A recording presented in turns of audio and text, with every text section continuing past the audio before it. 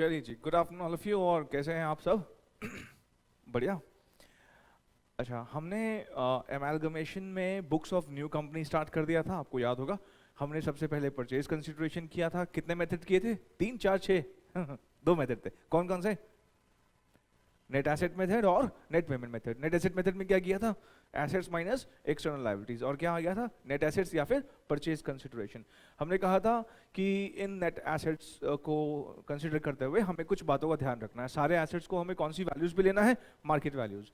सारे के सारे लायबिलिटीज को हमें कौन सी वैल्यूज पे लेना है? Payable values. हमें कुछ एसेट्स को कंसिडर नहीं करना था। कौन कौन से थे वो?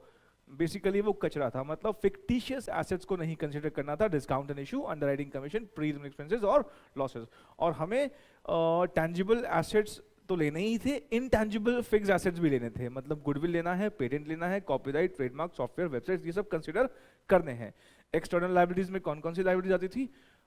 डिबेंचर को जो देना था, क्रेडिटर्स को जो देना था, और बैंक लोन वगैरह को जो देना था, वो सब क्या था? External liabilities.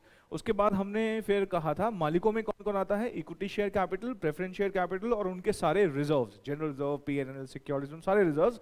मतलब शेयर होल्डर फंड से रिलेटेड कोई भी चीज हम माइनस नहीं करते थे। सिर्फ क्या माइनस करते थे? External liabilities. Net payment method मैंने आपको क्या बताया था कि हम जो था वो पेमेंट्स पर फोकस करते थे। पेमेंट्स मतलब किन दो लोगों को पेमेंट्स पर फोकस करते थे? इक्विटी शेयर होल्डर्स को और प्रेफरेंस शेयर होल्डर्स को। और ये सब करा हमने। ये सब करने के बाद हमने बहुत सारी प्रैक्टिस करी थी, बहुत सारे क्वेश्चंस मैंने आपको सॉल्व करवाए थे। और मैंने कुछ होमवर्क दिया था क्या पिछली क्लास में? होमवर्क दिया था, थोड़ा बहुत होमवर्क भी दिया था मैंने। आई होप कि आपने करा होगा। होमवर्क के डाउट्स मैं सारे एक साथ लूंगा। अभी फिलहाल मैं आगे बढ़ूंगा आपके साथ। होमवर्क क्वेश्चंस आप करते रहना, ट्राई करते रहना। मैं आखिरी क्लास में होमवर्क के सारे क्वेश्चंस के डाउट आखिरी क्लास देख लेंगे। बीच में हमें लगेगा कि आज हमारे पास थोड़ा स्पेयर टाइम बच रहा है। अगली क्लास में जाने से पहले हमें लगता है कि ये थोड़ा टाइम अगर है तो हम कोशिश करेंगे कि डाउट्स पहले ले लें। डाउट्स आप होमवर्क करते रहिएगा, डाउट्स में सारे के सारे लूंगा। जब हमारा चैप्टर खत्म हो जाएगा एक भी क्वेश्चन ऐसा नहीं बचेगा जो आपको ना आता हो। सारे क्वेश्चंस आपको आते होंगे। कोई अगर ऐसा क्वेश्चन है भी तो बिल्कुल आप मुझसे कॉन्टैक्ट कर सकते हैं डायरेक्टली भी, जो फेस टू फेस पढ़ रहे हैं, और जो फेस टू फेस नहीं पढ़ रहे हैं, जो पेन ड्राइव या फिर गूगल ड्राइव मोड से अगर कर रहे हैं, तो आप मुझे डायरेक्टली कॉन्टैक्ट कर सकते हैं। मेरा कॉन्टैक्ट नंबर आपके पास है। आप मुझे व्हाट्सएप के थ्रू भी क्वेरीज अपनी भेज सकते हैं, और अगर व्हाट्सएप क्वेरीज से आपको नहीं पसंद तो आप मुझे कॉल भी कर सकते हैं। कॉल हो सकता है मैं ना उठा पाऊँ बिकॉज मैं क्लासेस में होता हूँ, बिजी हो सकता हूँ। तो आप मुझे मैसेज ड्रॉप कर दीजिएगा, मैं आपको डेफिनेटली कॉल बैक करूंगा। ठीक है, चलो। अच्छा, इसके बाद फिर हमने जो था वो नेट पेमेंट मेथड किया। फिर हमने पिछली क्लास के शायद पहले, उससे पिछली वाली क्लास में, लास्ट क्लास में हमने books of new company start किया था। मैंने अभी तक आपको 4 एंट्रीज के बारे में बताया था। पहली एंट्री थी business purchase debit to liquidator of old company. इस वाली एंट्री में मैंने कहा था लिक्विडेटर की जगह वेंडर का नाम आएगा अगर मैं सामने वाला जो टेक ओवर हो रहा है वो नॉन कॉर्पोरेट कंसर्न है, मतलब प्रोप्राइटरशिप है या पार्टनरशिप फॉर्म है। पिछली क्लास अगर आपको याद हो, हमने मिस्टर बंसल जी का बिजनेस टेक ओवर किया था, तो हमने लिक्विडेटर नहीं मिस्टर बंसल क्रेडिट किया था। फिर हमने एक बिजनेस परचेज किया था, किसका? मेसर्स ए एंड बी का। तो वहां पर भी हमने किसको क्रेडिट किया था? मेसर्स ए एंड बी को। याद है आपको? रिवीजन मैंने कहा था प्लीज, हाँ ये टॉपिक पे बड़ा ध्यान से, हाँ इस टॉपिक को चलते चलते रिवाइज जरूर जरूर जरूर करते रहना। दूसरी एंट्री में हमने क्या कहा था? हम सन्ड्री एसेट लेंगे to sundry liabilities to business purchase, sundry assets debit to sundry liabilities to business purchase. Balancing figure क्या हो जाएगा? गुडविल या कैपिटल रिजर्व।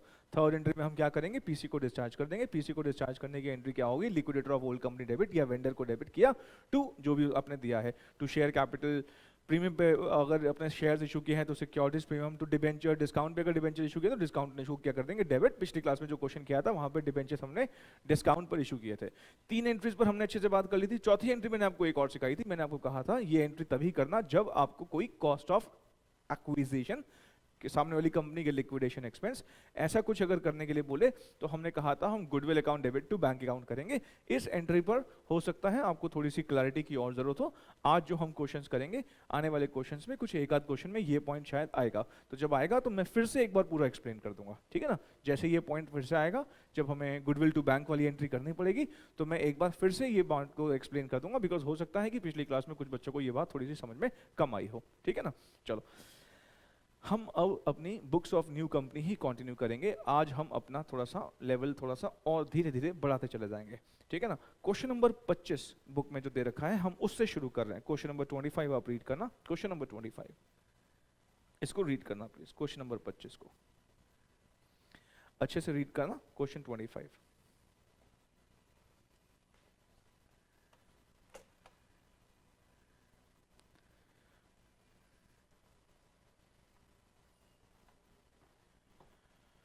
हाँ जी, पढ़ा क्वेश्चन आपने?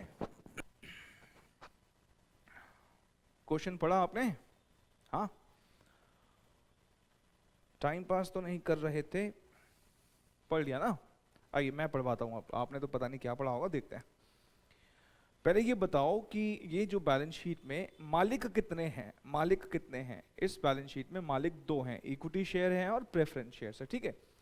देखो ये मान के चलना, जब भी कभी एक बैलेंस शीट दी हुई है ना, तो वो बहुत बहुत बहुत ज्यादा चांसेस है कि वो वेंडर कंपनी की होगी, क्योंकि वेंडर कंपनी के ही बिजनेस को हम खरीद रहे हैं। तो परचेजर की देखिए वो करेगा भी क्या? सीधी बात है ना, वो वेंडर की ही तो हम बुक्स खरीद रहे हैं, तो वो परचेजर की देखिए करेगा भी क्या? वेंडर की ही बुक्स देगा, ठीक है। चलो, जनरल रिजर्व है, प्रॉफिट एंड लॉस अकाउंट है, क्रेडिटर्स है, वर्कमैन प्रॉफिट शेयरिंग फंड है। ध्यान रखना ये ना वर्कर्स का है, वर्कर के लिए हमने बना रखा है, इसलिए इसको ध्यान रखना। एम्प्लॉय का कोई भी पैसा ना घर का थोड़ी हो सकता है। This is what external liability. Workman के लिए, वर्कमैन को आपने बोला हुआ है, वर्कर को बोला है कि हम तुम्हारे साथ ना अपने प्रॉफिट में हिस्सेदारी देंगे, तो वर्कमैन का ही लायबिलिटी है, ठीक है। क्रेडिटर्स भी हमारी एक्सटर्नल लायबिलिटी है, ये दोनों हमारी एक्सटर्नल लायबिलिटी है, ये दोनों मालिकों को बिलोंग करते हैं। याद ये कहें, ये चारों की चारों चीजें किसको बिलोंग करती है? मालिकों को बिलोंग करती है। उसके बाद हमारी बैलेंस शीट के अंदर गुडविल है। अब मैं थोड़ा सा आपको बताऊं, पिछले क्वेश्चन में हमने जब जो वो स्नो व्यू वाला क्वेश्चन किया था, उस क्वेश्चन में बाहर बैलेंस शीट थी। मैं देखो बार बार ना पीछे का रेफरेंस देता हूँ, आपको कोशिश करनी है कि रिवीजन बिल्कुल करके अगली क्लास की तरफ बढ़े, बड़ा रिलेवेंट इंपॉर्टेंट टॉपिक है। पिछले क्लास में जो हमने जाते जाते क्वेश्चन किया था, गुडविल याद हो 24,000 रुपए की बाहर दी हुई थी, बैलेंस शीट के बाहर दी हुई थी। इसमें गुडविल कहां पर है? बैलेंस शीट के अंदर है। बाहर होना और अंदर होना बहुत बड़ा डिफरेंस है दोनों में। मैं अभी इसको क्लैरिफाई करूंगा इस क्वेश्चन को करते करते, ठीक है। बिल्डिंग है, मशीनरी है, स्टॉक है, डेटर है, बैंक है, और देखो जी ये है कचरा, प्रीलिमिनरी एक्सपेंसेस को हम क्या बोलते हैं? This is fictitious asset. X limited ने डिसाइड किया है एब्जॉर्ब कर लेगा, किसका बिजनेस एब्जॉर्ब कर लेगा? वाई का। कौन सी वैल्यूज पर? बुक वैल्यूज पर।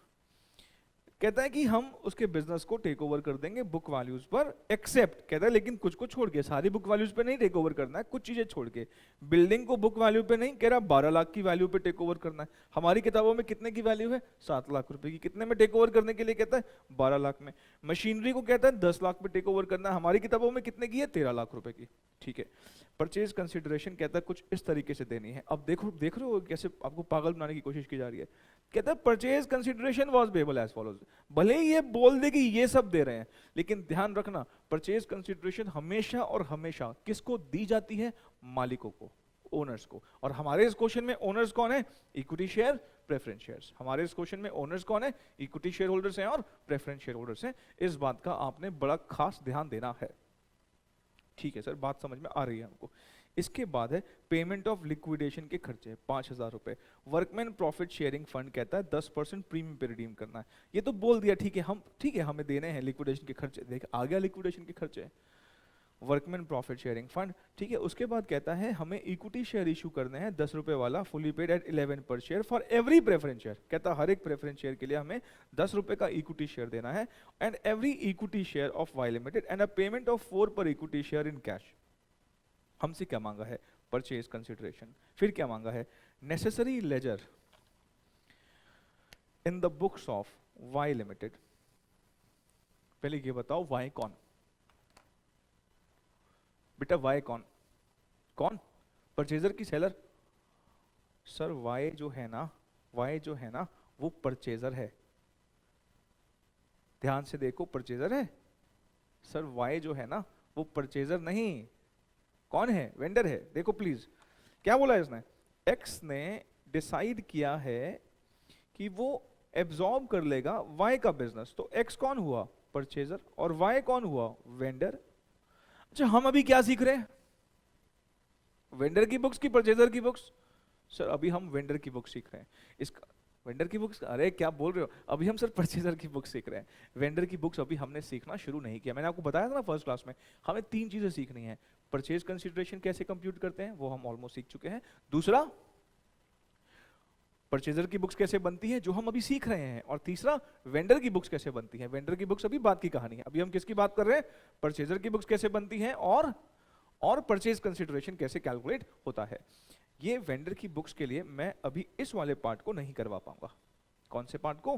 जो लेजर अकाउंट्स मांगे ना उसने वाई के, वाई मतलब कौन है, वाई मतलब है वेंडर, वेंडर को तो हमने अभी सीखा नहीं। जर्नल एंट्रीज मांगी है किसकी, एक्स की, और एक्स कौन है, परचेजर। ये काम हम कर देंगे। मतलब हम यहाँ पर अभी 3 पार्ट्स हैं, 3 में से अभी हम कितने पार्ट्स कर पाएंगे, सिर्फ 2 ही। परचेज कंसिडरेशन निकाल पाएंगे और दूसरा हम क्या कर पाएंगे, दूसरा हम यहाँ पर परचेजर की जर्नल एंट्रीज पास कर सकते हैं। कोई प्रॉब्लम ही नहीं है हमें। आओ जरा हम देखिए कैसे करना है। सबसे पहले हम बात करते हैं क्वेश्चन नंबर 25 की तरफ चलते हैं। क्वेश्चन नंबर 25 है, पेज नंबर है 168। फर्स्ट पार्ट मान के कह लो कि फर्स्ट पार्ट हम कर रहे हैं calculation of purchase consideration.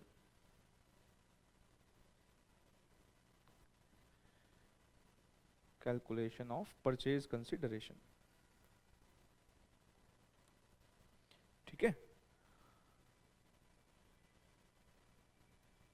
Payment to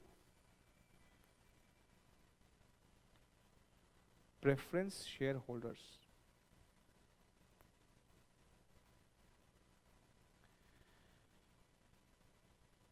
payment to equity shareholders, ठीक है।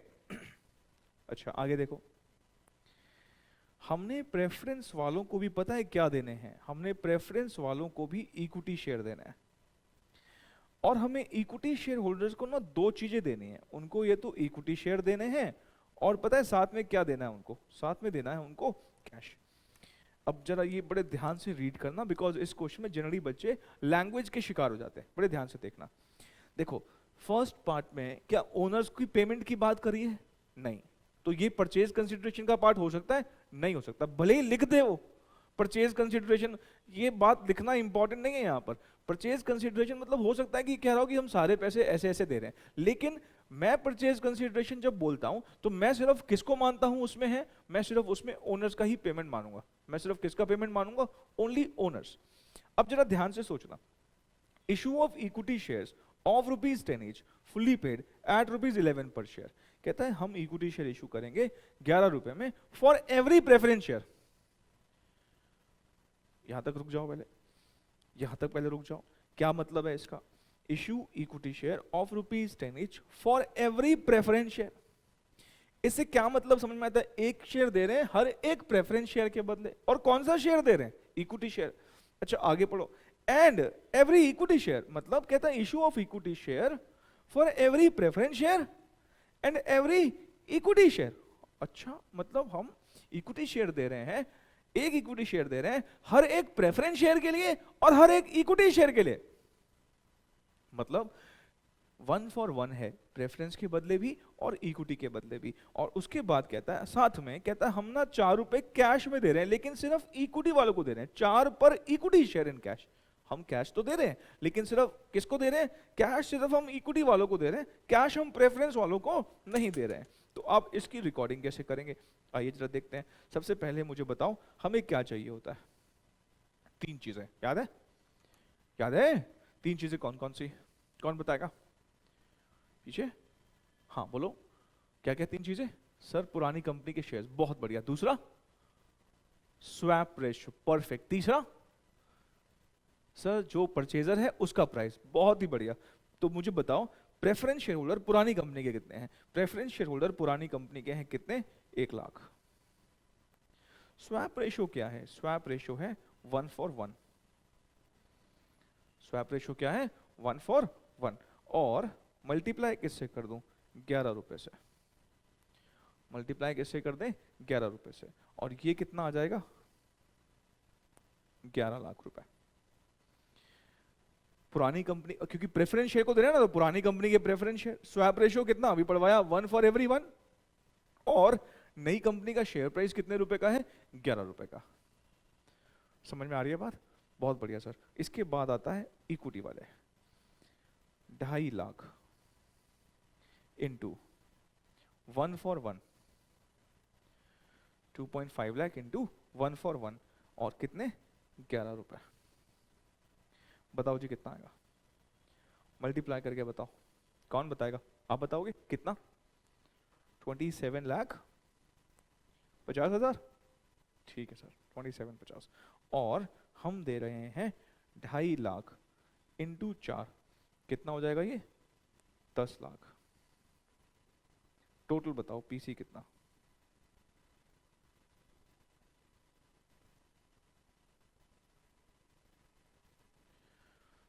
बताइए पीसी कितना हुआ?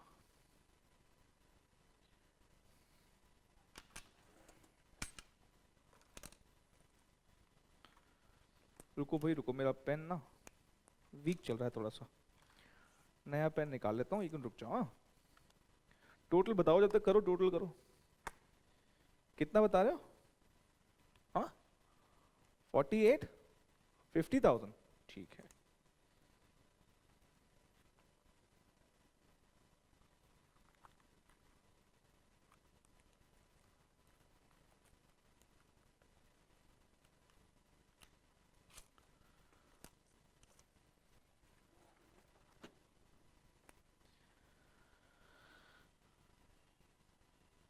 अड़तालीस लाख 50,000, ठीक है, 4850, ये आ गया हमारा परचेज कंसीडरेशन। ठीक है, परचेज कंसीडरेशन आ गया हमारा। अब ना आप एक बात का और ध्यान रखना, कुछ बच्चों का ना मेरे पास सवाल आता है, अभी शायद कुछ बच्चा पूछना भी चाह रहा था मुझसे कि सर आपने ये कैसे कर दिया, मतलब ये शेयर तो 8 रुपए पेड अप है, ये शेयर तो 8 रुपए पेड अप है। देखो पेड अप अमाउंट से कोई फर्क नहीं पड़ता, एक कंपनी का मार्केट प्राइस क्या है वो उसके पेड अप अमाउंट पे फर्क ही नहीं पड़ता, उसका कितना चल रहा है। स्वैप रेशियो किसके हिसाब से निकलती है? मार्केट प्राइसेस के हिसाब से, फेस वैल्यू के हिसाब से नहीं। फेस वैल्यू 10 रुपए है, उस फेस में 10 में से भी 8 आए हैं, लेकिन मार्केट प्राइस 100, 200, 400, 600 कुछ भी हो सकता है। मार्केट प्राइसेस ना फेस वैल्यू के हिसाब से नहीं चलते। मार्केट प्राइसेस पता है किसी कंपनी के मूव अगर होते हैं तो किसकी वजह से? प्रॉफिट्स की वजह से। अगर आप कमाई ज्यादा कर रहे हो मार्केट प्राइस लगातार भागता भागता भागता भागता जाएगा, लेकिन अगर कमाई कम है ना तो मार्केट प्राइस थोड़ा सा स्टैग्नेंट रहने वाला है, या अगर कमाई क्या लॉसेस चल रहा है तो मार्केट प्राइस नीचे भी आ सकता है। हमारे लिए क्या इंपॉर्टेंट है? पुरानी कंपनी के शेयर्स, मैंने तो नहीं बोला कि पेड अप वैल्यू चाहिए, पुरानी कंपनी के शेयर्स, स्वैप रेशियो और उनका मार्केट प्राइस। फेस वैल्यू तुमने बात नहीं करी, और मार्केट प्राइस कितने रुपए था? 11 रुपए पर शेयर का। तो इस 8 रुपए पेड अप का कोई फर्क नहीं पड़ता है। चलो समझ में आती है आपको बात? क्लियर है आपको? आप जो पूछना चाह रहे थे परफेक्ट है? चलो ना आगे, ठीक है सर। अब जरा देखना सेकंड पार्ट, उसने कहा था लेजर बना दो, वो तो हम अभी सीखा ही नहीं हमने अभी। आपको कोई जगह वगह छोड़ने की जरूरत नहीं है। जब हम जब मैं करवाऊंगा, इस क्वेश्चन पे वापस आऊंगा, जब मैं क्या करवाऊंगा, ओल्ड कंपनी की बुक्स करवाऊंगा, तो जब वापस कैसे आएंगे हम देख लेंगे। फिलहाल आपको कोई जगह छोड़ने की जरूरत नहीं है, मैं याद रखूंगा और आप देखेंगे जब हम बाद में करेंगे तो कैसे हमारा बिल्कुल ऑर्गेनाइज तरीके से होगा, तो कोई दिक्कत वाली बात नहीं है। आपको कोई जगह वगह छोड़ने की जरूरत नहीं है, आप सिंपली इसको ऐसे ही करना, ठीक है। अब लिखना इन द बुक्स ऑफ, क्या नाम है न्यू कंपनी का? X limited journal. पहली एंट्री बताओ।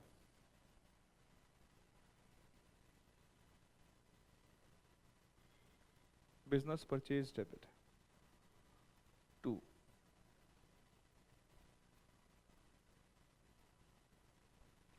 लिक्विडेटर ऑफ वाई लिमिटेड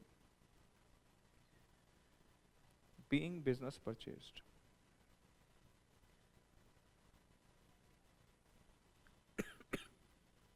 कितना? 4850।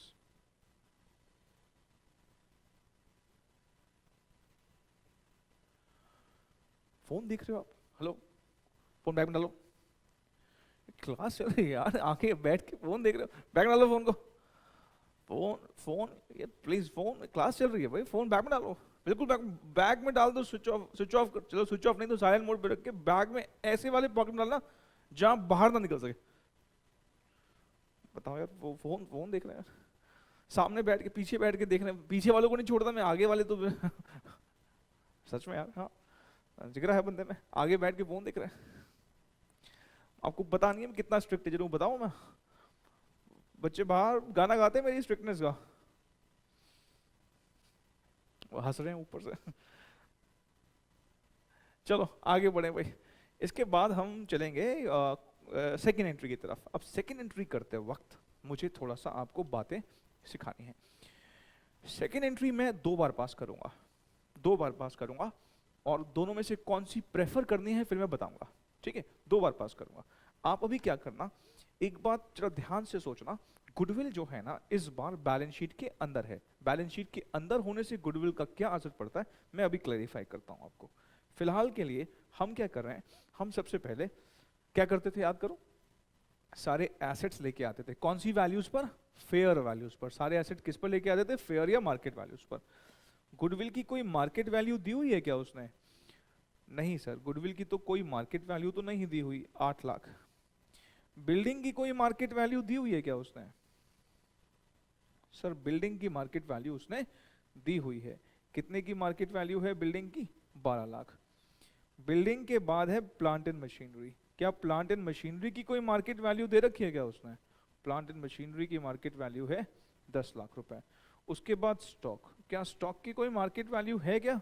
नहीं सर, स्टॉक की मार्केट वैल्यू नहीं है, तो नहीं होती है तो क्या ले लेते हैं, बुक वैल्यू। डेटर्स की कोई रियलाइजेबल वैल्यू वगैरह कुछ गिवन है क्या? नहीं गिवन है, तो उसको भी हम ऐसे ले लेंगे 9 लाख रुपए।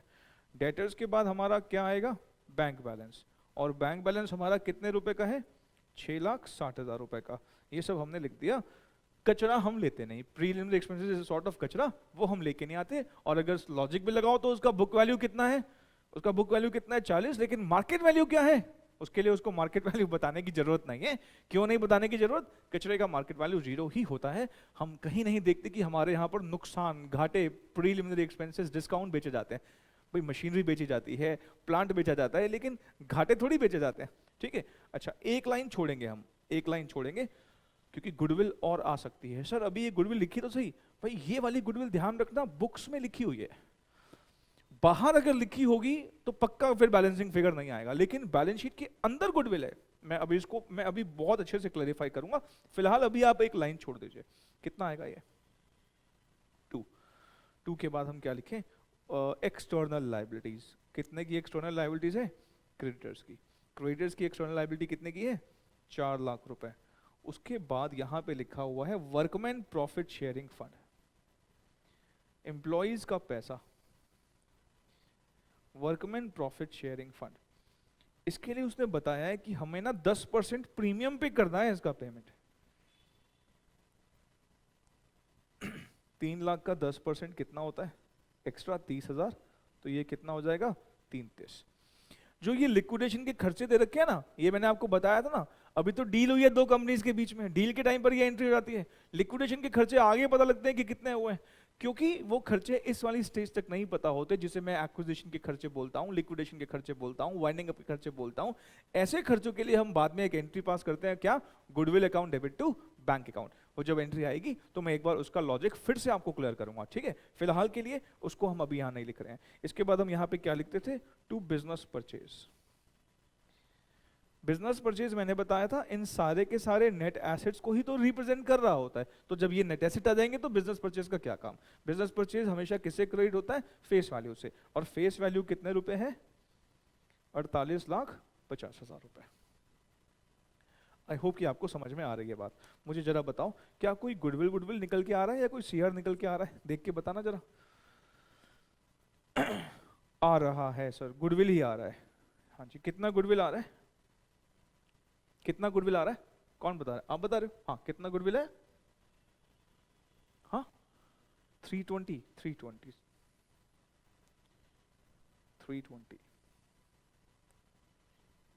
Balancing figure 3,20,000। ये अब क्या हो गया सर, ये क्या मतलब, ये भी गुडविल ये भी गुडविल, इसका क्या मतलब है?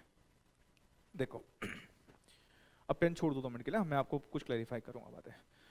सबसे पहले तो पिछले क्वेश्चन में जो गुडविल गिवन थी वो बाहर थी। बाहर देने का मतलब ये है उसने गुडविल का प्रॉपर वैल्यूएशन करवा के आपको दिया है, इसलिए कोई बैलेंसिंग फिगर निकलने की जरूरत की कोई लॉजिक ही नहीं था बनता कि वो कोई बैलेंसिंग फिगर, क्योंकि वो प्रॉपर वैल्यूड गुडविल है। बैलेंस शीट के अंदर गुडविल का मतलब समझते हो, बुक वैल्यू है। अच्छा, मैं आपको ना आगे जाके इनटेंजिबल एसेट पर एक अकाउंटिंग स्टैंडर्ड 26 पढ़ाऊंगा, AS 26 है कोई इनटेंजिबल एसेट्स पर एक AS 26 है जो मैं आपको पढ़ाऊंगा, डिटेल में पढ़ाऊंगा AS 26। अकाउंटिंग स्टैंडर्ड 26 जो है ना, उसमें हम बेसिकली ये समझेंगे कि इंटेंजिबल एसेट्स की अकाउंटिंग कैसे होती है।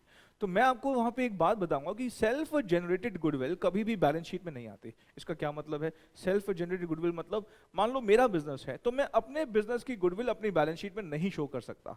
ये किसकी बैलेंस शीट है? वाई लिमिटेड की बैलेंस शीट है। वाई लिमिटेड की जो खुद की गुडविल है वो नहीं शो होती, मतलब ये कोई और ही गुडविल है। लेकिन ध्यान रखना, बिजनेस बेचते वक्त वो आपसे गुडविल के पैसे भी चार्ज करेगा।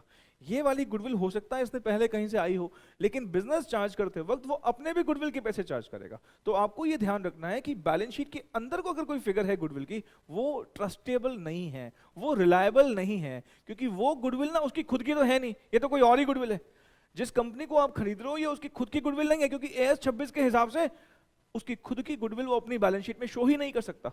मुकेश जसवानी की अगर कोई गुडविल है, मुझे नहीं पता है कि नहीं, लेकिन अगर मुकेश जसवानी की कोई गुडविल है तो वो अपनी बैलेंस शीट में नहीं शो कर सकता, वो अपनी बैलेंस शीट में नहीं शो कर सकता। रिलायंस इंडस्ट्रीज की अगर कोई गुडविल है तो रिलायंस इंडस्ट्रीज की खुद की कोई गुडविल वो अपने बैलेंस शीट में नहीं शो कर सकता है, बिल्कुल नहीं शो कर सकते, अलाउड नहीं है। एएस 26 मना करता है। मैंने आपको पहले भी शायद किसी चैप्टर में बताया था क्यों ऐसे मना करता है, इसी चैप्टर में शायद बताया था क्यों ऐसे मना करता है। कि मान लो मैंने बहुत एड पे खर्चा किया, आप जानते हो ना एड से लोगों के दिमाग में रिटेंशन बनता है। आप अगर आज सिस्का एलईडी को बहुत ज्यादा जानते हो, स्विगी को बहुत ज्यादा जानते हो, उबर ईट्स को बहुत ज्यादा जानते हो, क्यों जानते हो आप? क्योंकि उनकी लगातार आपको एड दिखाई जा रही है। आप यूट्यूब देखते हो वहां उसकी एड दिखती है, टीवी देखते हो वहां उसकी एड दिखती है, कोई न्यूज़पेपर पढ़ते हो वहां उसकी ऐड दिखती है। ये ऐड का खर्चा दुनिया पता है क्या करने लगेगी? ये कहेगी इससे लोग हमें जानने लगे हैं, तो वो अपनी गुडविल के लिए के समय खर्चा किया है, ऐड के खर्चे को वो कहेंगे हम एसेट मानेंगे, गुडविल है हमारी। ये सब ना हो इसीलिए एएस 26 ने मना कर दिया, भाई ना, तुम्हें अलाउ नहीं करेंगे। क्या नहीं अलाउ करेंगे? तुम्हें हम खुद की गुडविल को क्रिएट करना अलाउ नहीं करेंगे। उसे पीएनएल में डेबिट मारो उस खर्चे को, गुडविल नहीं है वो तुम्हारी। यही बात यहां पर है। ये गुडविल ना रिलायबल नहीं है, इसलिए स्टिल बैलेंसिंग फिगर आ गई। अब जरा देखोगे ध्यान से तो टोटल गुडविल कितने की हो गई? 8 लाख की तो बुक्स में ही थी, 3 20 की और आ गई, तो टोटल गुडविल कितने की हो गई? 11,20,000। बैलेंस शीट में कितना गुडविल शो होगा? 11,20,000 इन दोनों को मिला के। लेकिन अब मैं आपको एक बता रहा हूं, इस एंट्री का एक ऑल्टरनेटिव है जो कि हमें प्रेफर करना है। क्या प्रेफर करना है? आइए देखें। पहले क्या करना, आप ना जो गुडविल बैलेंस शीट में है ना उसको इग्नोर कर देना। कितनी है गुडविल बैलेंस शीट में? 8 लाख, इग्नोर कर दो उसको। बिल्डिंग डेबिट करो, प्लांट एंड मशीनरी डेबिट करो, स्टॉक डेबिट करो, डेटर्स डेबिट करो, बैंक डेबिट करो। जो गुडविल वो है ना बैलेंस शीट को इग्नोर ही मार दो आप, बिल्कुल इग्नोर मार दो। 12 लाख आ गया, 10 लाख आ गया, 7 लाख आ गया, 9 लाख आ गया, और बैंक कितना है? 6,60,000। ठीक है, 12 10 7 9 6 60। जो गुडविल बुक्स में लिखी थी वो मैंने क्या कर दी? इग्नोर। अब एक लाइन छोड़ दी सर। अब आप नॉर्मल लायबिलिटी लिखो। लायबिलिटी कितने की है हमारी? क्रेडिटर्स की लायबिलिटी कितने की है? 4 लाख रुपए की। वर्कमैन प्रॉफिट शेयरिंग फंड लिखो,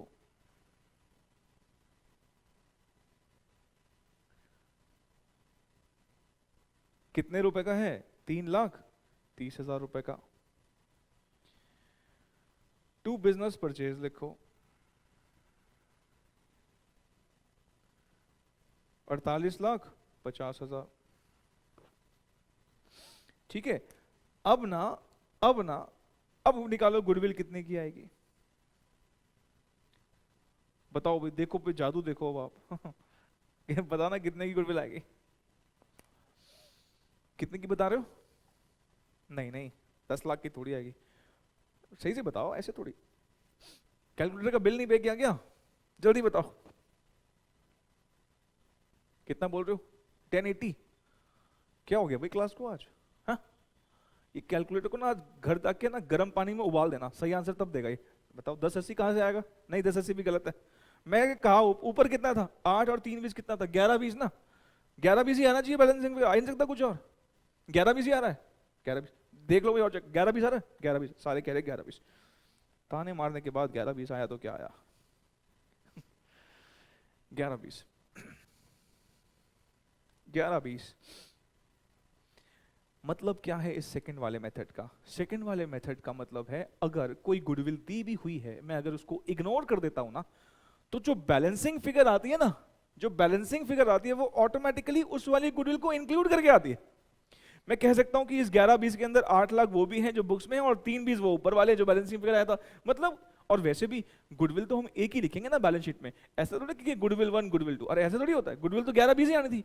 इस वाले मेथड की खास बात पता है क्या है? कि गुडविल ना सीधे सीधे एग्जिस्टिंग गुडविल को भी इंक्लूड करके आती है। तो मैं क्रक्स क्या निकाल रहा हूं? मैं क्रक्स ये निकाला कि अगर आपको गुडविल बैलेंस शीट में भी दे रखी है तो उस वाली गुडविल को सिंपली इग्नोर कर देना, और जो आपकी बैलेंसिंग फिगर आएगी ना गुडविल, वो एग्जैक्टली वही आएगी जो कि अगर आप लिखते तो आती। मतलब अगर हम यहां पे इग्नोर कर देते हैं तो हमारी जो बैलेंसिंग फिगर आएगी वो उस वाली गुडविल को इंक्लूड करके आएगी जो गुडविल बुक्स में है। तो हम प्रेफर कौन सा करेंगे? हमेशा प्रेफर ऑफ कोर्स ये वाला करना है, ज्यादा लॉजिकल तो मुझे यही लगता है। दो दो बार गुडविल लिखना तो अच्छा भी नहीं लग रहा। इस वाले में वो वाली 8 लाख की भी है और जो 3-20 है वो भी है, दोनों है। मैं गुडविल को लेकर अभी और बातें बोलूंगा, एक बार ये खत्म हो जाए क्वेश्चन, मैं गुडविल को लेकर कुछ बातें बोलूंगा और फिर मैं उस पर नोट भी लिखवाऊंगा, आपको प्रॉपर नोट लिखवाऊंगा, ठीक है? चलिए, हमारा पहली एंट्री के बाद दूसरी एंट्री हो गई थी हमारी। ये इसको, ये मैंने यहाँ पे क्या लिखा, ये तो ऐसे लिख दिया था गलती से, छोड़ो। प्रेफर कौन सी करोगे? ये वाली। उसके बाद अगली एंट्री बताओ कौन सी होती है? सर अगली एंट्री होती है पीसी डिस्चार्ज करने की। पीसी डिस्चार्ज आप जो करोगे, क्या नाम है कंपनी का? Old company. अरे कंपनी का नाम भी तो होगा, ओल्ड कंपनी मतलब, वो तो मैं जानता हूँ ओल्ड कंपनी। कंपनी का नाम बताओ क्या नाम है कंपनी का? Liquidator of Y limited. Y limited debit. कितने रुपए की पीसी थी? 4850। अब 2 मिनट के लिए ध्यान से देखना सारे, हाँ देखो प्लीज सारे। हम कितने शेयर इशू कर रहे हैं इनको? 2.5 लाख इंटू 1/1 कितना होता है? 2.5 लाख। 1 लाख इंटू 1/1 कितना? दोनों को इक्विटी शेयर दिया ना, तो टोटल कितने इक्विटी शेयर हो गए? 3.5 लाख। ध्यान रहे 11 रुपए में दिया है और हमारा एक शेयर का फेस वैल्यू उसने बताया है 10 रुपए है। तो इसका मतलब यह हुआ कि यहां पर आप करोगे 2 equity share capital. 1 lakh shares दिए हमने प्रेफरेंस वालों को और 2.5 लाख शेयर्स दिए हमने इक्विटी वालों को, और मल्टीप्लाई कर दिया किससे? 10 से। तो ये कितना हो जाएगा? 3.5 लाख रुपए। 3.5 लाख की 35 लाख? 35 लाख सर, जीरो गिरा के दिया आपने बीच में। Securities premium 3.5 lakh into 1, 3.5 lakh. और हमने इनको दिया है पैसा, कैश, टू बैंक अकाउंट। कितना कैश दिया हमने इनको? 10 लाख रुपए। देखना एंट्री मैच हो गई क्या? और नरेशन क्या लिखोगे? Being PC discharged. Being PC discharged. Goodwill को लेके मैं अभी बताऊंगा आपको, एक फाइनली क्रक्स दूंगा कि बाहर हो अंदर हो तो कैसे डील करना है। मैं उस पर फिर नोट भी लिखवा दूंगा ताकि आपको लॉन्ग टर्म रिटेंशन रहे, ठीक है ना? Being PC discharge.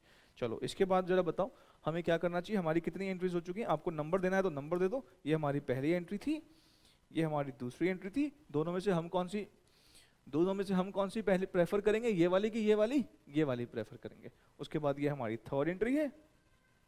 3 एंट्री पे तो हमने शुरुआत से ही एक्सपर्टीज हासिल करी थी। चौथी एंट्री हमने पिछली क्लास में सीखी थी। मैं एक बार उसके बारे में फिर से आपको बोलूंगा, बहुत कुछ बोलूंगा, फिर से एक बार बात करूंगा। चौथी एंट्री हमारी बताओ होगी क्या?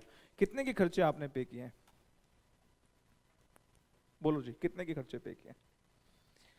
लिक्विडेशन एक्सपेंसेस हमने पे किए हैं 5,000। तो क्या एंट्री करोगे? Goodwill debit to bank account. Goodwill debit to bank account 5,000, ठीक है? Being liquidation expenses paid. Being liquidation expenses paid. अरे अच्छा दिख नहीं रहा आपको, sorry sorry sorry. Goodwill account debit to bank account being liquidation expenses paid.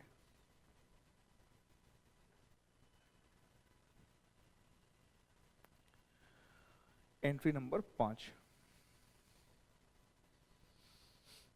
Entry number 5। Sir पहले इसको एक्सप्लेन करो फिर से, आओ जरा इसको एक्सप्लेन करते हैं।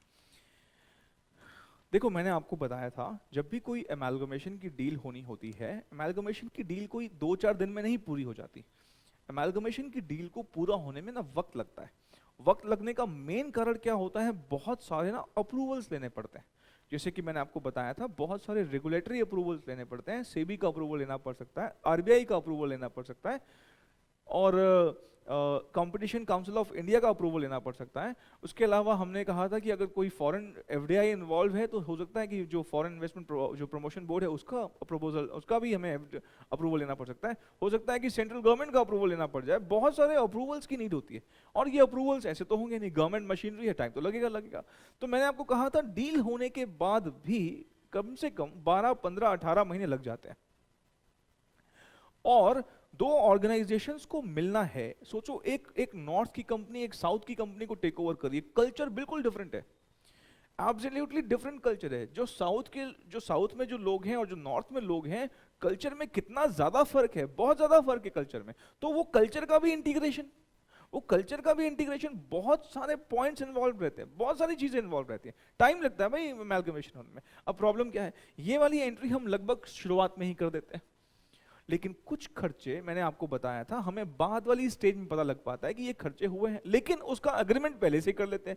भाई ये आगे जाके खर्चा होगा तो उसको पे कौन करेगा, कोई ना कोई तो पे करेगा ना उसको। तो अगर, क्योंकि हम किसकी बात कर रहे हैं अभी, न्यू कंपनी की, हो सकता है वो वेंडर कंपनी भी पे कर दे। वेंडर कंपनी क्या करेगी उनका, जब मैं वेंडर कंपनी की बुक सिखाऊंगा तो वहां बात करेंगे। मैं अभी किसकी बात कर रहा हूं, परचेजर। अगर परचेजर को कोई ऐसा खर्चा पे करना पड़ जाएगा तो परचेजर अपनी बुक्स में क्या एंट्री करेगा, परचेजर बुक्स में क्या एंट्री करेगा, goodwill account debit to bank account. क्यों, अगर वो लायबिलिटी हमें इस स्टेज पर पता होती, अगर वो लायबिलिटी हमें इस वाली स्टेज पर पता होती, तो जानते हो यहां पर ना एक मान लो लिक्विडेशन एक्सपेंस, मैं लिख रहा हूं आप मत लिखना, जानते हो यहां पे ना एक लिक्विडेशन एक्सपेंस नाम की एक लायबिलिटी मान लो मैं लिख दूं 5000, तो आपको क्या लगता है ये बैलेंसिंग फिगर 11-20 आएगा कि 11-25 हो जाएगा? सर ये बैलेंसिंग फिगर 11-25 हो जाएगा, क्योंकि हमने यहां लिखी नहीं, पर वो लायबिलिटी है तो सही, आगे जाके पे की हमने, तो अभी भी गुडविल तो बढ़नी चाहिए ना फिर, या भाई यहां पे करो या आगे पे करो, जब वो खर्चा आपने एक्स्ट्रा पे किया है तो गुडविल तो और बढ़नी चाहिए। तो अभी कितना गुडविल शो किया, 11-20, और 5 आपने अभी पीछे डेबिट कर दिया, तो गुडविल आपका टोटल कितना डेबिट हो गया, 11,25,000। बैलेंस शीट अगर बनानी पड़े तो वहां गुडविल कितने की दिखाओगे, 11,25,000 रुपए की, सीधी बात है 11,25,000 की गुडविल हो जाएगी। इन केस अगर हम ये यहीं लिख देते, यहीं हमें लिखना नहीं है, गलती हो जाएगी ऐसे क्वेश्चन में, अगर बोले लिक्विडेशन का खर्चा, एक्विजिशन का खर्चा, तो एक्विजिशन का खर्चा कब पता लगेगा, पहले एक्विजिशन पूरा तो हो। लिक्विडेशन का खर्चा कब पता लगेगा, जो सामने वाली कंपनी आप टेक ओवर कर रहे हैं जब वो बंद हो जाए, और बंद कब होगी, पहले एक्विजिशन पूरा होगा तभी तो वो बंद होगी ना। तो कुछ खर्चे ना बाद में पता लगते हैं, क्योंकि वो बाद में पता लगते हैं इसलिए उन खर्चों को हमें बाद में लिखना पड़ता है। तो उसको बाद में लिखने का मतलब हम गुडविल टू बैंक बाद में करेंगे। तो अगर बाद में भाई यहां भी लिखते तो गुडविल तो बढ़ता ना, तो अब बाद में बढ़ा दो गुडविल, बाद में बढ़ा दो, क्या दिक्कत है। तो 11-20 ये 5 आगे, कितना हो गया टोटल, 11-25। तो गुडविल अगर बैलेंस शीट में, यहाँ बनानी नहीं है हमें बैलेंस शीट, अगर बनानी होती है तो गुडविल कितना शो करते हैं हम, 11,25,000। परफेक्ट, ठीक है। अच्छा, अब मैं आपसे कुछ सवाल पूछूंगा, बड़े ध्यान से सुनना। मान लो हमको यहाँ पर बैलेंस शीट बनाने के लिए बोल दे, मान लो खत्म हो गई एंट्री, खत्म नहीं हुई अभी, एक एंट्री बाकी है, पर मान लो हमारा एक क्वेश्चन खत्म हो गया और बैलेंस शीट बनाने के लिए बोले, तो मुझे बताओ ये क्रेडिटर्स बैलेंस शीट में शो होंगे? सर होंगे। वर्कमैन प्रॉफिट शेयरिंग फंड होगा? सर बिल्कुल होगा। कहां पर होगा? सर लायबिलिटीज में होगा। लायबिलिटीज में होगा इसका मतलब बैलेंस शीट में शो होगा। अच्छा, आगे जाके कभी भी वो अगर पे करोगे, मान लो आपने इसे बैलेंस शीट में शो कर दिया, आपका अमेलगमेशन हो गया, आपकी बैलेंस शीट में ये क्रेडिटर्स आ गए, आपने 6 महीने बाद इन क्रेडिटर्स को पे करना है, तो मुझे बताओ कि क्या एंट्री होगी? 6 महीने बाद इन क्रेडिटर्स को पे करना है, क्या एंट्री होगी? सर जो होती है, क्या बताओ ना, क्या क्या होती है? सर जो होती है समझ जाओ ना। अरे कैसे समझो, बताओ तो सही क्या होती है। अच्छा सर आप किसी इंडिविजुअल बंदे से पूछो, किससे पूछूं मैं? हाँ क्या होती है भाई? क्रेडिटर्स को पेमेंट करनी, अरे 11th क्लास की है ना, क्या होती है creditors? Perfect, creditors to bank. अच्छा अगर मान लो मुझे इसको पे करना हो तो क्या एंट्री होगी? इसको पे करना होगा तो क्या एंट्री होगी? Workman profit sharing fund to bank. वो यहां पर वैसे हम नहीं करते पेमेंट, वैसे हम इसे सीधे सीधे बैलेंस शीट शो कर देते, लेकिन इस क्वेश्चन में उसने कहा है हमको कि हमें ये वर्कमैन प्रॉफिट शेयरिंग फंड क्या बोलता है, पेमेंट ऑफ पेमेंट जैसे बोल रहे हो पेमेंट ऑफ, इसका मतलब टू बैंक तो करना पड़ेगा ना, पेमेंट तो तभी होगी। पेमेंट ऑफ लिक्विडेशन एक्सपेंसेस, इसकी तो एंट्री कर दी। And workman profit sharing fund कहता है, और वर्कमैन प्रॉफिट शेयरिंग फंड को भी पे करो। लिक्विडेशन के खर्चे तो पे करो ही करो, साथ में कह रहा है क्या पे करो, वर्कमैन प्रॉफिट शेयरिंग फंड भी पे करो। अगर वर्कमैन प्रॉफिट शेयरिंग फंड हमें पे करना है तो हमें अब क्या करना पड़ेगा बताइए sir? Workman profit sharing fund to bank करो ना फिर। अरे workman profit sharing fund to bank, और हो जाएगा पे। और मेरी बात समझ रहे हो, यहाँ पे उसने पेमेंट करने के लिए बोला है तो पेमेंट कर देते ना, क्या प्रॉब्लम है? Workman profit sharing fund to bank कर देते हैं।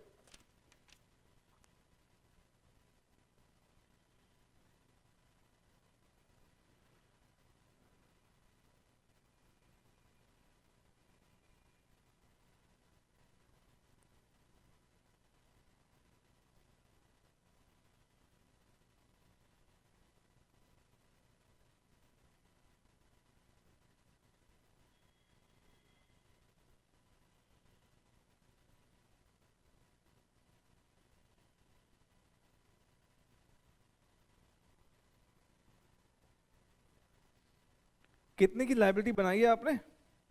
3,30,000। तो ठीक है, ये 3,30,000 पे कर दो। 3,30,000 ठीक है, हो गया, खत्म। ध्यान से, हाँ वैसे हम लाइबिलिटी खुद से कभी नहीं पे करते। देखो लाइबिलिटी टेक ओवर करने के बाद कभी ना कभी तो पे करनी पड़ेगी ना। हम सेकंड एंट्री में लाइबिलिटीज को टेक ओवर कर लेते हैं, और टेक ओवर करने के बाद रुक जाते हैं क्योंकि उसे बैलेंस शीट में शो कर देते हैं। यहाँ पे कह रहे हैं टेक ओवर करने के बाद पे भी कर दो। जानते हो अगर बैलेंस शीट बनाएंगे ना हम, अगर वैसे बनानी नहीं, अगर बनाएंगे ना तो workman profit sharing fund balance sheet में आएगा नहीं।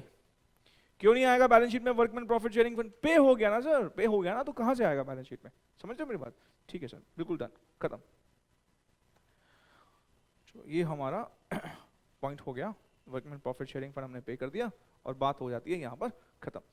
अब मुझे वो गुडविल वाला पॉइंट आपको एक्सप्लेन करना है। वो गुडविल वाले पॉइंट को मैं एक्सप्लेन कर देता हूँ वापस से।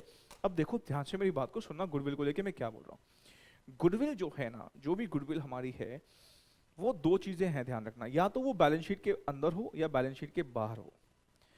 बैलेंस शीट के बाहर अगर गुडविल है, इसका मतलब वो properly valued balance sheet goodwill है, वो प्रॉपरली वैल्यूड गुडविल है। वो अगर दे रखी है ना, फिर बैलेंसिंग फिगर और आ ही नहीं सकता। वो वाली गुडविल लिखना, वो वाली। अब मैं कह रहा हूं अगर गुडविल नहीं भी लिखोगे तो बैलेंसिंग फिगर वही आएगा जो बाहर दे रखी है। सीधी सीधी बात, अगर बाहर बैलेंस शीट के बाहर अगर गुडविल है ना, तो आपको फिर टेंशन लेने की जरूरत नहीं है। वही वाली गुडविल बैलेंसिंग फिगर भी आएगी, मतलब ऐसे क्वेश्चन में बैलेंसिंग फिगर आएगी नहीं, सीधी सीधी बात। लेकिन अगर गुडविल बैलेंस शीट के अंदर है तो वो समझो बेकार है, रिलायबल नहीं है। और रिलायबल नहीं है इसलिए उसको तो सिंपली आप इग्नोर करना, क्योंकि जो आपकी गुडविल बैलेंसिंग फिगर आएगी ना, वो वाली गुडविल को इंक्लूड करके आएगी जो बैलेंस शीट के अंदर गिवन है। सर एक बार फिर से, गुडविल हो सकता है बाहर हो, अगर बाहर गुडविल है तो कोई दिक्कत ही नहीं है, वही वाली गुडविल हमारी बैलेंसिंग फिगर निकल के आएगी। लेकिन अगर गुडविल बैलेंस शीट के अंदर गिवन है ना, तो वो गुडविल जो है रिलायबल नहीं है। वो गुडविल क्यों नहीं रिलायबल? क्योंकि वो वाली गुडविल ना प्रॉपर्ली वैल्यूड नहीं है, बुक वैल्यू है, इसलिए हम उसको इग्नोर कर देते हैं। और जो हमारी बैलेंसिंग फिगर आएगी वो उस वाली गुडविल को इंक्लूड करके आएगी। अब जरा देखना यहाँ पे ध्यान से, क्या इस 11-20 में वो 8 लाख है? हाँ है। मतलब मैं अगर बैलेंस शीट में गुडविल देखता हूं तो उसे इग्नोर करो। सीधी बात बोले, बैलेंस शीट में दी हुई गुडविल, बैलेंस शीट में दी हुई गुडविल रिलायबल नहीं है, कचरा समझो उसे। क्योंकि वो जब हम बैलेंस में निकालेंगे वो ऑटोमेटिकली इंक्लूड करके आएगी। आप उसे ले भी सकते हो, लेकिन फिर ऐसे ऐसे भी आएगा, बेकार लगेगा ऐसे 2 बार गुडविल। और जो गुडविल बैलेंस शीट के बाहर होगी ना, वो गुडविल काम की है, उसको लिखने से हमारा बैलेंसिंग फिगर आएगा ही नहीं। या फिर अगर उसको भी इग्नोर कर दोगे ना, तो बैलेंसिंग फिगर वही आएगा जो बाहर गिवन है। तो अब आप क्या करो, अब आप ना एक नोट लिखो, एक नोट लिखना।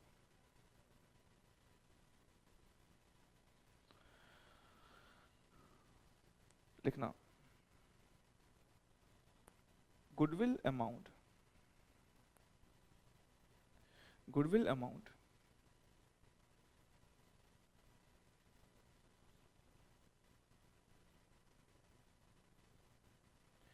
given in adjustment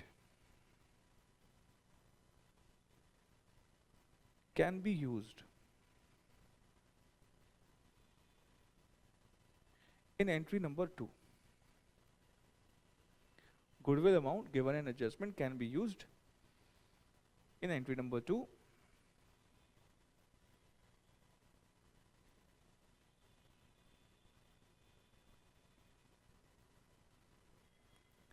if goodwill is given in adjustment. If goodwill is given in adjustment, then there will be no balancing figure. Then there will be no balancing figure in entry number 2. देख रहे हो, अगर adjustment वाली goodwill है ना तो वही लिखने पर हमारी बैलेंसिंग फिगर नहीं आएगी.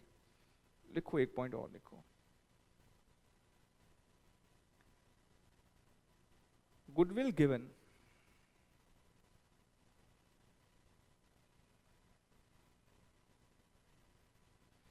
in balance sheet of vendor company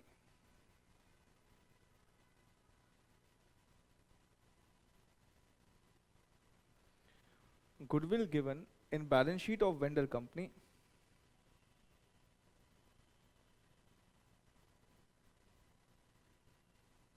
is to be ignored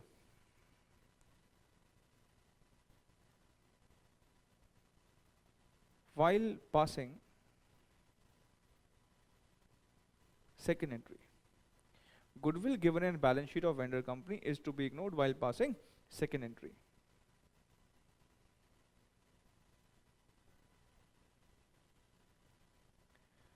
Balancing figure of second entry will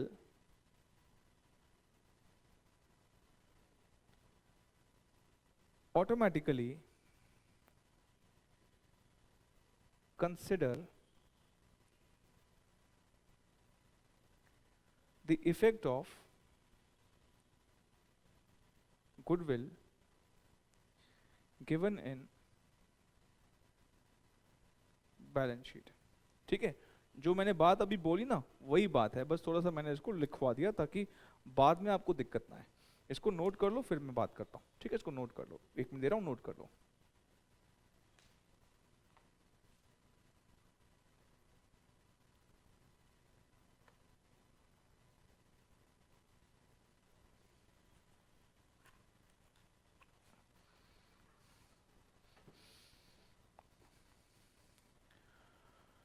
चलिए, नोट कर लिया ना आप लोगों ने, अब समझ में आ गई ये बात.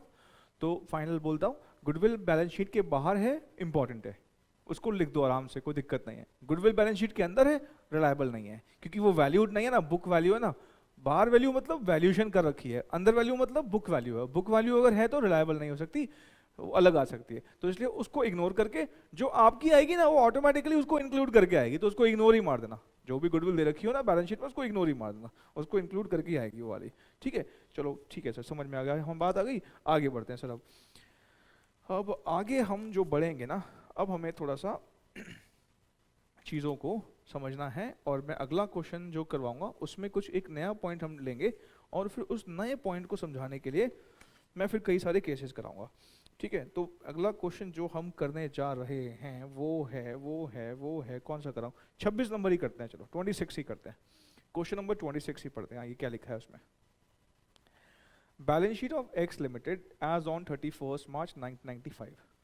शेयर कैपिटल दी हुई है, इक्विटी शेयर्स है, 14% प्रेफरेंस शेयर्स है, जनरल रिजर्व है, डिबेंचर्स है, क्रेडिटर्स है, बिल्डिंग है, मशीनरी है, फर्नीचर है, इन्वेस्टमेंट है, स्टॉक है, डेटर है, और कैश एंड बैंक बैलेंस है. वाई ने कहता है टेक ओवर किया एक्स को ऑन 1 अप्रैल 1995. 1 अप्रैल 1995 को टेक ओवर किया. अच्छा जी. Debenture holders of X limited are discharge by Y limited at 10% premium by issuing 5% own debentures of Y limited. ये पता नहीं क्या बोल गया, चलो अभी देखते हैं. 14% preference shareholders of X limited are discharge at a premium of 20%. Are discharge at a premium of 20%. ठीक है, अच्छा. और फिर वो क्या कहता है? इंट्रिंसिक वैल्यू कहता है एक्स लिमिटेड के शेयर की 20 रुपए है, वाई लिमिटेड के शेयर की 30 रुपए है. Y limited will issue equity shares to satisfy the equity shareholders of X on the basis of intrinsic value. किसके बेसिस पर? इंट्रिंसिक वैल्यू के बेसिस पर. कहता है लेकिन ना entry should be made at par value only, entry should be made at par, ये पता नहीं क्या बोल गया। और नॉमिनल वैल्यू जो कहता है, पार वैल्यू मतलब नॉमिनल वैल्यू एक ही बात होती है, 10 रुपए है। हमसे यहाँ पे मांगा है वैसे तो सिर्फ क्या मांगा है, परचेज कंसिडरेशन, लेकिन मैं यहाँ पर क्योंकि कुछ बातें समझानी है आपको तो मैं थोड़ी सी यहाँ पर एक्स्ट्रा बातें भी करूँगा।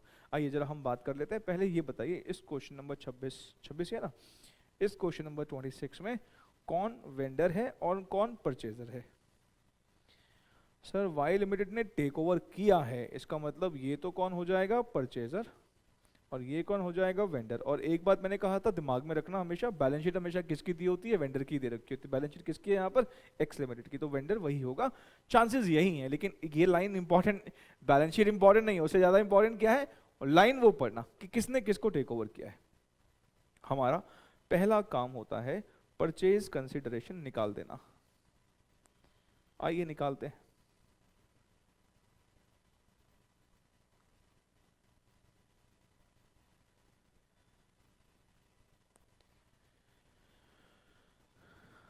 ठीक है, अच्छा, और यहां पे क्या लिखेंगे हम, in thousands, in thousands. Thousands क्यों लिखा, बिकॉज सारी फिगर किस में है, थाउजेंड्स में। इसके बाद लिखना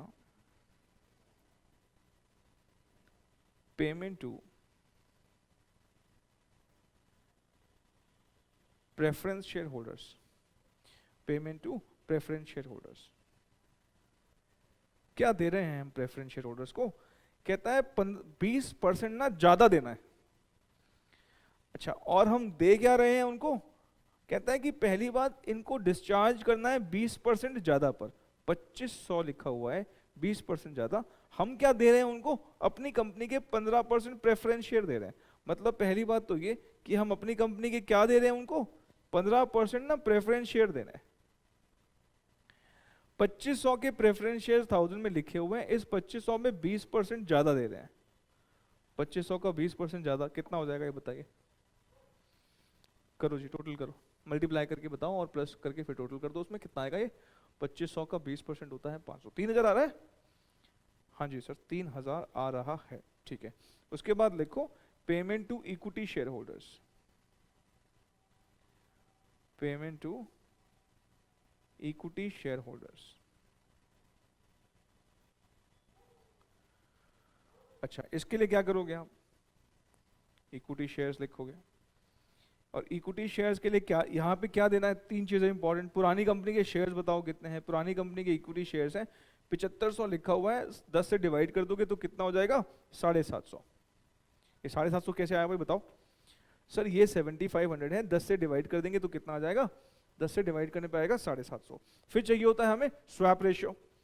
अब स्वैप रेशियो याद है ना आपको, मैंने बहुत बार बताया इस बारे में। स्वैप रेशियो यहाँ पर आपको पता है, यहाँ पर दोनों कंपनी के ना शेयर प्राइस गिवन है, दोनों कंपनी के शेयर प्राइस, किसका, एक्स का है 20 रुपए, एक्स का है 20 रुपए और वाई का कितना है 30 रुपए। हमारा फॉर्मूला क्या था याद है, ड्रीम स्वैप रेशियो का, value of vendor divide by value of purchaser. Vendor का वैल्यू कितना है 20 रुपए और परचेजर का वैल्यू कितना है 30 रुपए। इतना देखो पहले प्लीज, ये मल्टीप्लाई करके क्या आ जाते हैं, नंबर ऑफ शेयर्स जो इशू कर रहे हैं। पता है हम कितने शेयर्स इशू कर रहे हैं, 500।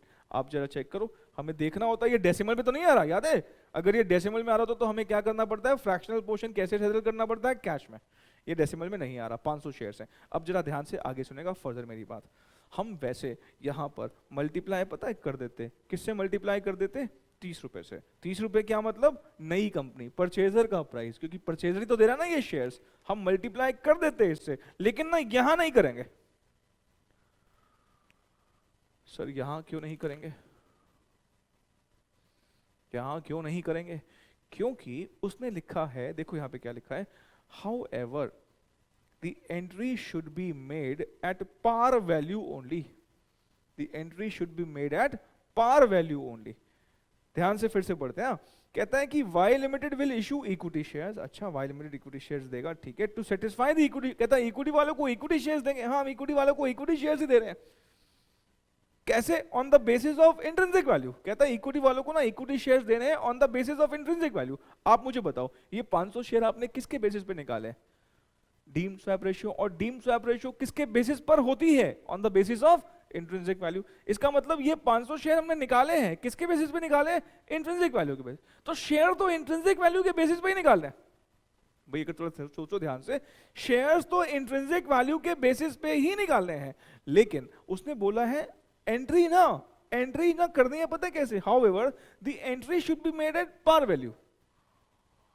अब एक बात जरा सोचना ध्यान से, अगर आप यहाँ पे 30 से मल्टीप्लाई कर दोगे तो सारा अमाउंट 30 रुपए के हिसाब से आ जाएगा। फिर आपको एंट्री, क्योंकि इस पता है इस वाली ये जो यहाँ लिखा है ना, पीसी आ जाएगा इससे, और इससे ही आपको पहली एंट्री करनी होती है, और इसी पीसी से तीसरी एंट्री करनी होती है। तो अगर मैंने यहाँ पे 30 से ही मल्टीप्लाई कर दिया तो आपको क्या लगता है एंट्री पार वैल्यू से होगी कि मार्केट प्राइस से हो जाएगी, फेयर वैल्यू से हो जाएगी? तो अगर वो कहता है entry should be made at par value, तो यहाँ मल्टीप्लाई किससे करना पड़ेगा? 10 से, और ये आ जाएगा 5000, और हमारा पीसी कितना आ जाएगा? 8000।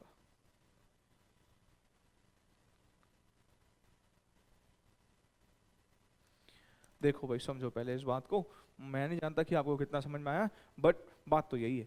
आ गया होगा शायद समझ में, मैंने आ गया समझ में? कोई किसी को ना आया? ऑलमोस्ट सबको आ गया। आपका चेहरा मुझे लग रहा है कि शायद, बोल दूं एक बार फिर से? तो शर्मा क्यों रहे यार, बताओ ना। मैं एक बार फिर से बोल देता हूँ। देखो उसने यहाँ पे क्या लिखा है, इंट्रिंसिक वैल्यू देगी दोनों की। कहता है Y limited will issue equity shares, कहता है इक्विटी शेयर्स देने हैं किसको? इक्विटी शेयर होल्डर्स को ही इक्विटी शेयर्स देने हैं, इक्विटी शेयर होल्डर्स को देने हैं on the basis of intrinsic value. जब मैं डीम स्वैप रेशियो ले रहा हूं तो मैं क्या यूज कर रहा हूं? Intrinsic value. तो इसका मतलब कहीं ना कहीं ये 500 शेयर किसकी मदद से आया? इंट्रिंसिक वैल्यू की मदद से ही आया। लेकिन कहता है कि रिकॉर्डिंग जो करनी है ना, एंट्री जो करनी है ना, वो पार वैल्यू पे करनी है। अगर यहाँ 30 से मल्टीप्लाई कर दोगे तो यहाँ पर फिर 500 इंटू 30 मतलब 15,000 हो जाएगा। जब 15,000 हो जाएगा तो रिकॉर्डिंग कितने से हो जाएगी? 15,000 से। कह रहा है रिकॉर्डिंग किससे करनी है? एंट्री किससे करनी है? पार वैल्यू से। तो यहाँ पे किससे मल्टीप्लाई करना पड़ेगा? 10 से। ये अगर ये लाइन ना लिखी तो मैं 30 से ही मल्टीप्लाई करता, जैसे नॉर्मली हर क्वेश्चन में करते हैं। यहाँ पे कुछ अलग थोड़ी करना, 30 से ही करते हैं। अच्छा, कुछ बच्चों का डाउट ऐसा भी आता है, सर ये आपने ये क्या कर दिया, हम तो कुछ और सोच के बैठे थे। देखो यहाँ पे अगर कुछ बच्चों को डाउट है तो मैं आपको वो भी क्लैरिफाई कर देता हूँ। प्रेफरेंस शेयर्स हमारे कितने हैं पता है आपको? मैं ऐसे कर लेता हूँ। प्रेफरेंस शेयर्स हमारे पता है कितने? Sir 2500 divided by 100, 25,000। मैं पेन का कलर 2500 डिवाइडेड बाय 100 कितना हो गया? 25। मैं सिर्फ 25 लिखूंगा, 2500 डिवाइड बाय 100। और पता है आपको कितने परसेंट प्रीमियम पे रिडीम करना है इनको? 20%। तो हर एक शेयर पे कितने दे रहे हैं? 120। 25 को 120 से मल्टीप्लाई करोगे तब भी क्या आएगा? 25 तो क्या है? शेयर्स, 25,000 शेयर्स, और हर एक शेयर पे कितने रुपए वापस करना है? 20% उसने बोला है एक्स्ट्रा। तो 120, 100 रुपए एक शेयर है, 20% एक्स्ट्रा मतलब कितने वापस करने हैं? 120। तो तब भी ऐसे आएगा, कोई दिक्कत वाली बात ही नहीं है। ठीक है, चलो जी, ये हमारा हो गया पॉइंट खत्म। अब ना मैं आपको यहाँ पर कुछ बातें एक्स्ट्रा बताऊंगा। ये तो हो गया, इस क्वेश्चन में कोई पीसी निकल आया, लेकिन दिक्कत पता है यहाँ पर क्या है? जर्नल पास करने में। तो आप लिखो also pass, also pass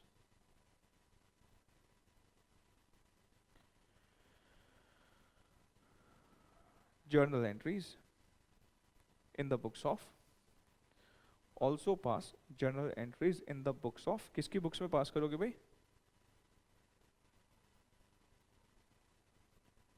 x limited. X थोड़ी वाई ना, वाई। अभी तो हमने पोल तो सीखा ही नहीं ना वाई की बुक्स में। ठीक है, चलो अब ये पास कर लेते हैं, देखते हैं क्या फर्क आएगा। लिखिए journal,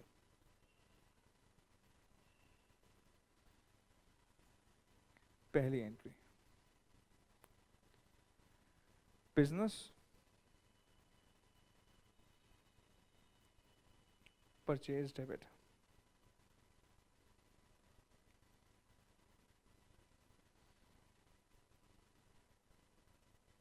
to liquidator of X limited.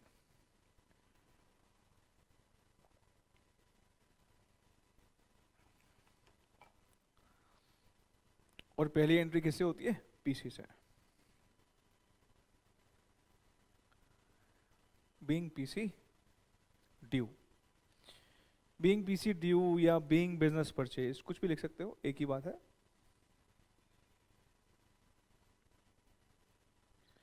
ठीक है, चलो दूसरी एंट्री क्या हो जाएगी? उसके सारे एसेट्स हमारे पास आ जाएंगे। सारे एसेट्स हमारे पास आने का मतलब उसका लैंड एंड बिल्डिंग हमारा,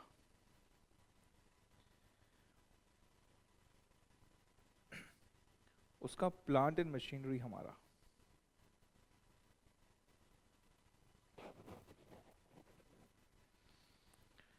उसका फर्नीचर भी हमारे पास,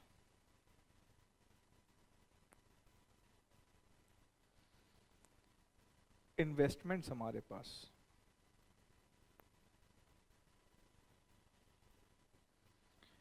और उनका स्टॉक भी हमारे पास, उनके डेटर्स हमारे पास,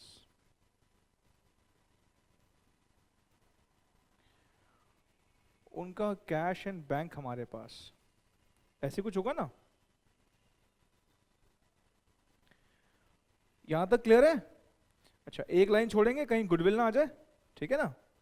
अच्छा, अब ना एक थोड़ा सा डिफरेंस है, मैं यहां पर कुछ लिख रहा हूं लाइबिलिटी फॉर डिबेंचर्स, इसको ही समझाना है कि क्या लिख दिया मैंने।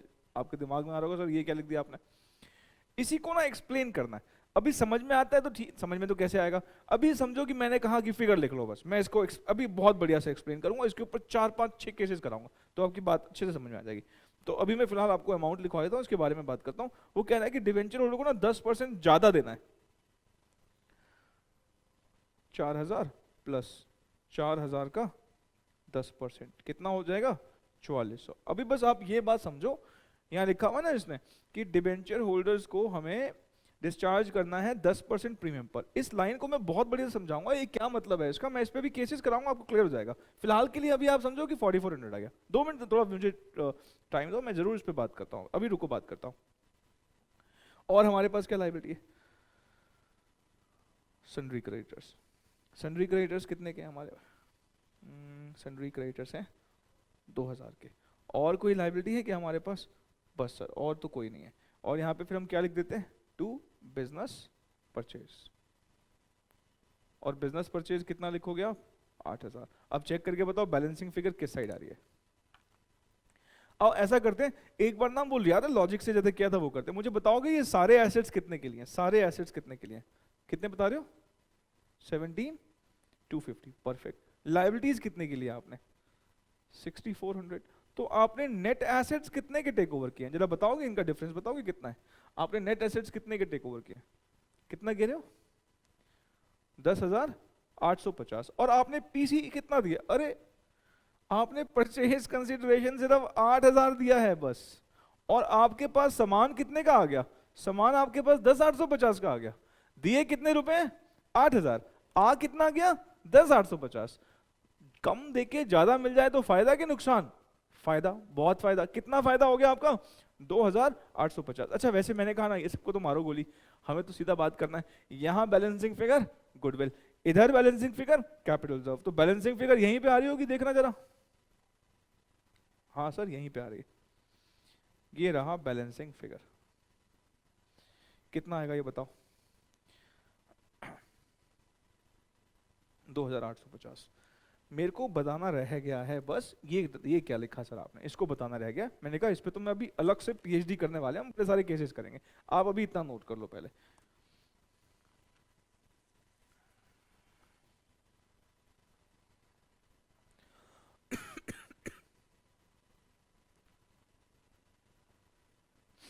आप पहले इतना नोट कर लो। तीसरी एंट्री बताओ हमारी कौन सी होती है?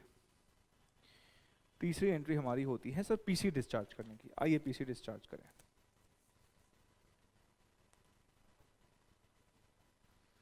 तीसरी एंट्री हमारी हो जाएगी पीसी डिस्चार्ज करने की। Liquidator of X limited debit, कितने की? 8000 टू 15% प्रेफरेंस शेयर कैपिटल। कितने निकाले थे आपने? 3000 टू इक्विटी शेयर कैपिटल, क्योंकि पार पे ही था। हमने एंट्री तो पार पे कराई थी ना। देखो कितना देना इनको? 5।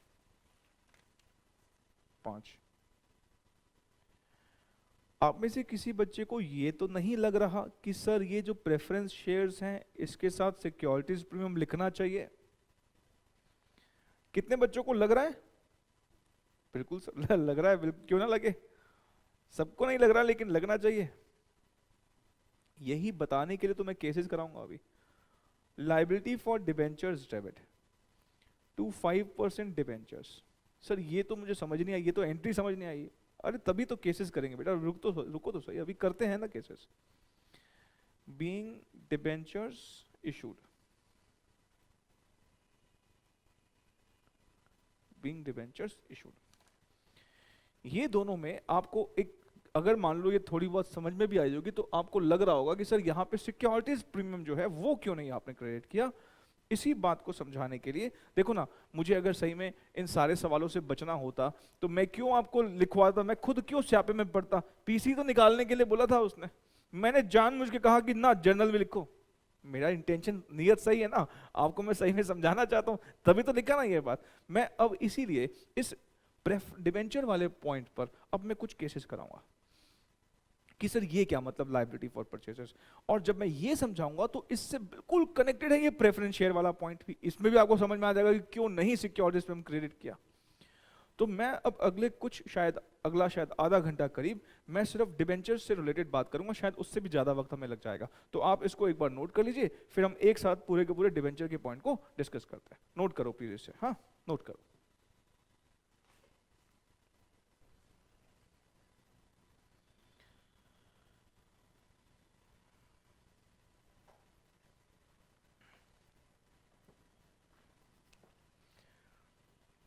चलिए नोट किया,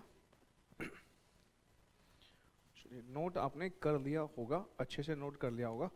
अच्छा मैं आपको बता दूं, जो आप में से अभी जो बच्चे अभी घर पर की क्लासेस देख रहे हैं, मतलब पेन ड्राइव या गूगल ड्राइव के थ्रू अगर आप ये क्लासेस देख रहे हैं, आपको ये डिबेंचर वाला पॉइंट अगली वाली क्लास में दिखेगा। मतलब आप जो है वो डिबेंचर्स का पॉइंट अभी ही अगली क्लास देखना शुरू करें। मतलब ये वाली क्लास यहाँ पे जो पेन ड्राइव वाले बच्चे हैं उनकी खत्म हो रही है, आप अभी ही ये डिबेंचर वाला पॉइंट अगली क्लास, मतलब गैप मत लेके आना, ये कनेक्टेड पॉइंट है, वो जरूर देखना अभी अगली क्लास में, ठीक है। चलिए